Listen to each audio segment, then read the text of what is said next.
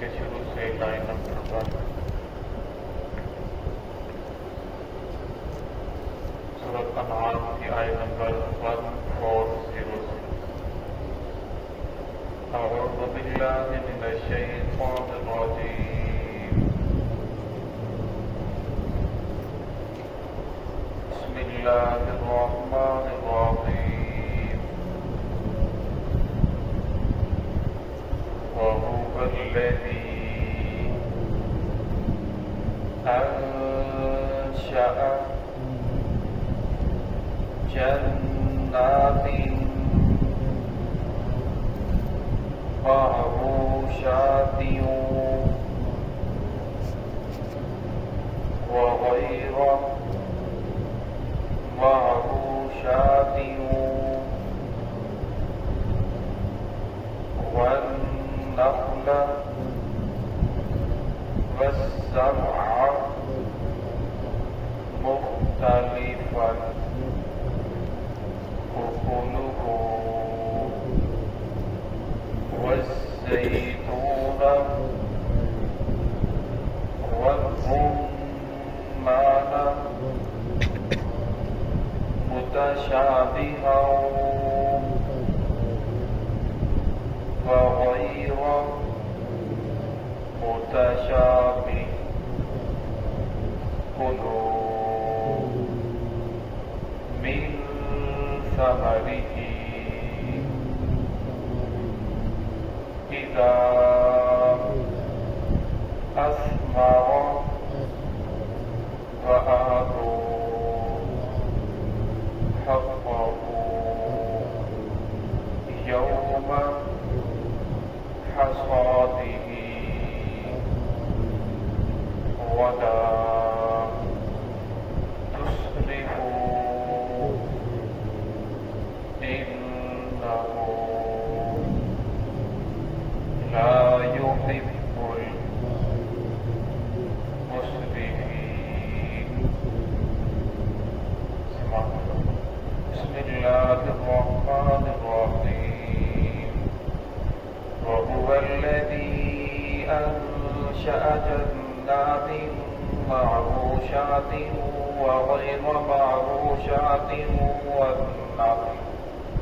والنخل والزرع مختلفا أكله والزيتون والرمان متشابها وغير متشابه كلوا من ثمره إذا أثمر وآتوا حقه يوم حصاده ولا تسرفوا إنه لا يحب المسرفين.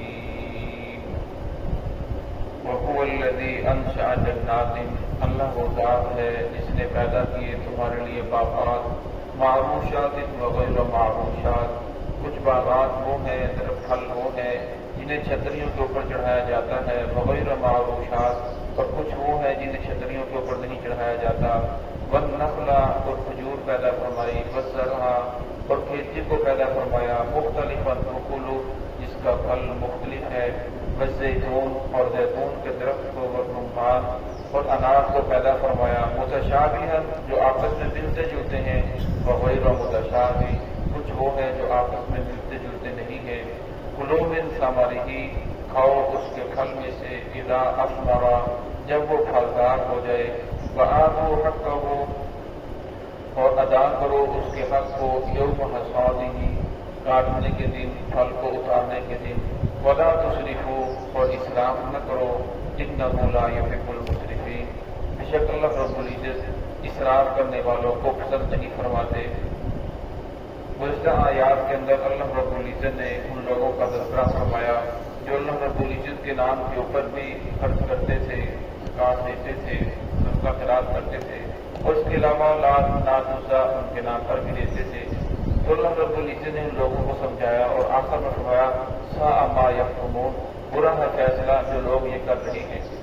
اور اس پہلی آیت کے اندر اللہ رب العزت نے پھر بندوں کو اپنی نعمتوں کی طرف متوجہ فرمایا کہ میری نعمتوں کو دیکھو، میں نے تمہارے اوپر کتنے زیادہ انعامات کیے ہیں، کتنے انعامات کی باتیں ہو رہی ہیں. وهو الذی انشأ جنات، اور اللہ رب العزت نے تمہارے لیے مختلف قسم کے پھل پیدا فرمائے، مختلف قسم کے باغات لگائے ہیں. اور کچھ ایسے ہیں جنہیں چھتریوں کے اوپر چڑھایا جاتا ہے، جس طرح انگور کی بیل ہے، اگر اس کے لیے کوئی چھتری نہ بنائی جائے، کسی چیز کے اوپر نہ چڑھایا جائے تو وہ پھل نہیں اٹھاتی. اور کچھ ایسے ہیں جنہیں چھتریوں کے اوپر نہیں چڑھایا جاتا، جس طرح تربوز ہے، اس کی بھی بیل ہوتی ہے، خربوزہ ہے، ٹینے ہیں اور وغیرہ وغیرہ، ان کو چھتریوں کے اوپر نہیں چڑھایا جاتا.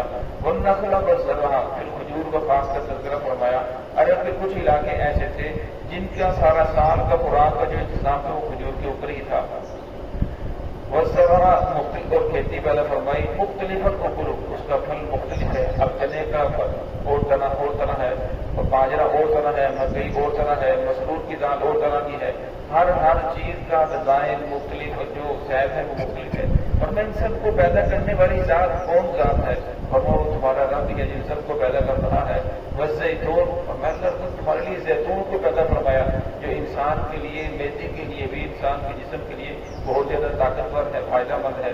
اور رمان اور انار کو پیدا فرمایا. متشابہا، کچھ انار وہ ہیں جو آپس میں بالکل ملتے جلتے، سائز ایک طرح کا، شکل ایک طرح کی، ذائقہ، مٹھاس، ہر چیز ایک طرح کی. وہ غیر متشابہ، کچھ ایسے ہیں جو آپس میں ملتے جلتے نہیں ہیں، ایک کا کلر اور ہے، دوسرے کا کلر اور ہے، ایک کا سائز اور ہے، ایک کا دوسرے کا چھوٹا بڑا ہے، اور ایک کا ذائقہ میٹھا ہے، دوسرے کا ترش ہے. اور میں ان سب کو، اب رب تو ایک ہی ہے، ایک کے اندر میٹھا ذائقہ ہے، ایک کے اندر ترش ذائقہ ہے. یہ سب ذائقے پیدا کرنے والی ذات کون ذات ہے؟ اور میں ایک رب ہے جو سب کو پیدا کرنے والا ہے، ہر چیز کے اندر مٹھاس، لذت، ذائقہ ڈالنے والا ہے. قلوب انسان رہی، اللہ نے فرمایا کہ ان کے پھلوں میں سے کھاؤ. اذا اثمرا، جب وہ درخت، جب وہ پیڑ پھلدار ہو جائے، وآتوا حقہ، اور فرمایا پھر اس کا حق بھی ادا کرو. جو اللہ رب العزت نے آپ کو کھیتی دی ہے، باغات کی ہیں، اس کا حق ادا کرو. یوم حصادہ، کاٹنے کے دن، جس دن تم اس کھیتی کو اتار رہے ہو، باغ کے پھل کو اتار رہے ہو، اس دن اس کا حق بھی ادا کرو. ولا تسرفوا، اور اسراف نہ کرو. اب حق ادا کرنے سے مراد یہ ہے کہ اس کا جو عشر ہے وہ ادا کیا جائے. وہ زمینیں جو آسمانی بارش سے سیراب کی جاتی ہیں، فرمایا ان کے لیے حکم یہ ہے کہ ان کا 10واں حصہ اللہ رب العزت کے راستے کے اندر آپ نے دینا ہوتا ہے. لیکن وہ زمینیں جن کو ٹیوب ویل کے ذریعے سیراب کیا جاتا ہے، نہری پانی کے ذریعے سیراب کیا جاتا ہے، کسی کنویں کے ذریعے سیراب کیا جاتا ہے، اس میں سے آپ نے جو 20واں حصہ ہوتا ہے وہ اللہ رب العزت کے راستے میں دینا ہوتا ہے، جسے عشر کہا جاتا ہے. تو اس کے بارے میں مسئلہ یہ ہے کہ آپ کا جو بجلی کا خرچہ ہوا، کھاد کا خرچہ ہوا، اور دہائی کا جتنے بھی خرچے ہوئے، ان سب خرچوں کو نکالنے سے پہلے عشر ادا کیا جائے گا، پھر اس کے بعد خرچوں کو نکالا جائے گا. اور پھر اس کے اندر دوسرا مسئلہ یہ ہے کہ اگر وہ دونوں مسلمان ہو، مالک اور گزارے دونوں کام کر رہے ہو، مالک بھی مسلمان ہے اور کام کرنے والا وہ بھی مسلمان ہے، محمد رسول اللہ صلی اللہ علیہ وسلم کی فرما برداری کرنے والے ہیں، پھر بھی مسئلہ یہ ہے کہ پہلے عشر نکالا جائے گا، پھر بعد میں تقسیم کیا جائے گا. لیکن اگر مالک تو مسلمان ہے، کام کرنے والا جو مظاہرے ہے وہ مسلمان نہیں بلکہ وہ عیسائی ہے، کافر ہے، یہ کوئی اور ہے، تو فرمایا پھر اس کے اوپر عشر نہیں ہے، کیونکہ عشر تو صرف مسلمانوں کے اوپر ہے. تو فرمایا پھر پہلے تقسیم کیا جائے گا، پھر تقسیم کرنے کے بعد جو مسلمان ہے وہ اپنی جو پیداوار ہے اس میں سے عشر ادا کرے گا. تو اللہ رب العزت یہاں 2 چیزیں ارشاد فرمائی. فرمایا ولا تسرفوا، کھاؤ پیو لیکن اسراف نہ کرو. انہ لا یحب المسرفین، اللہ رب العزت اسراف کرنے والوں کو پسند نہیں کرتا. انبیاء کو بھی یہ فرمایا ایھا الرسل کلوا من الطیبات واعملوا صالحا، اے نبیو کھاؤ پیو لیکن فرمایا اچھے عمل بھی کرو، نیک عمل بھی کرو. تو اللہ رب الانسان کو اتنی نعمتیں دی، اور نعمتیں دینے کے بعد اللہ رب العزت فرماتے ہیں دنیا کی کوئی بھی چیز ہے اس کا پیدا کرنے کا ایک مقصد ہے، اور فرمایا اے انسان تیرا پیدا کرنے کا بھی ایک مقصد ہے. تو دنیا کے اندر ایسے ہی نہیں آیا، بڑا ہو رہا ہے، ختم ہو جائے گا. فرمایا کھیتی ہوتی ہے، وہ چھوٹی ہوتی ہے، جوانی آتی ہے، پھر ختم ہو جاتی ہے. فرمایا اسی طرح انسان ہے، بچپن ہے، جوانی ہے، بڑھاپا آتا ہے، ختم ہو جاتا ہے. اور آج کل تو بڑھاپے کے اوپر بہت کم لوگ پہنچتے ہیں، جوانی کے اندر ہی موت آ جاتی ہے. دیکھ لیں، مشاہدہ کر لیں کتنے لوگ ایسے ہیں جو جوانی کے اندر ہی چلے جاتے ہیں. پہلے دور میں ایسا ہوتا تھا، بوڑھا ہوتا تھا، پھر کہیں کسی گاؤں کے اندر کوئی ایک جوان موت بھی ہو جاتی تو سارا گاؤں پریشان ہوتا تھا، کھانا نہیں کھاتا تھا کہ اس شہر گاؤں کے اندر نوجوان لڑکا فوت ہو گیا. تو اس لیے فرمایا کہ ہر انسان کو اپنی موت کو سامنے رکھ کر زندگی گزارنی چاہیے. تو اللہ نے فرمایا کھاؤ پیو، اسراف نہ کرو. انہ لا یحب المسرفین، اللہ رب العزت اسراف کرنے والوں کو پسند نہیں کرتا. محمد رسول اللہ صلی اللہ علیہ وسلم نے ہر چیز کا حکم بیان کر دیا کہ آپ نے کمانا کس طرح ہے، اور آپ نے کون کون سے ذرائع ہیں جو جائز ہیں اور کون کون سے ذرائع ہیں جو ناجائز ہیں۔ اور فرمایا دنیا کے آپ کوئی بھی محکمہ ہے، کوئی بھی جو کام کرنے والے ہیں، کمپنی ہے، جب آپ کو تنخواہ دیتی ہے اس کے بعد وہ اپنا جو ٹیکس ہوتا ہے وہ کام لیتے ہیں، وہ آپ کو آزاد کر دیتے ہیں، آپ سارا پیسہ اٹھا دیں جو بھی کریں، لیکن اسلام پھر بھی آپ کو پابند کرتا ہے کہ اللہ رب العزت نے آپ کو پیسہ دیا، یہ پیسہ آپ کے پاس اللہ رب العزت کی امانت ہے، تمہارے جانے کے بعد وہ رسات اس کی متعلق ہو جائے گا، وہ اس کے وارث بن جائیں گے۔ اس لیے فرمایا کہ اگر اللہ رب العزت نے آپ کو مال و دولت دیا ہے تو اچھا پہنو، اچھا کھاؤ، اچھی سواری، اچھا گھر، لیکن فرمایا ایک آدمی کے پاس نہیں ہے، وہ اپنے آپ کو زیادہ ظاہر کرنے کے لیے قرض اٹھاتا ہے، جس طرح آج کل ہمارے دور کے اندر ہوتا ہے، شادیوں کے اوپر بہت زیادہ ہم قرض اٹھا لیتے ہیں اور پھر بعد کے اندر کافی دیر تک وہ قرض نہیں اترتا، مسائل کھڑے ہو جاتے ہیں۔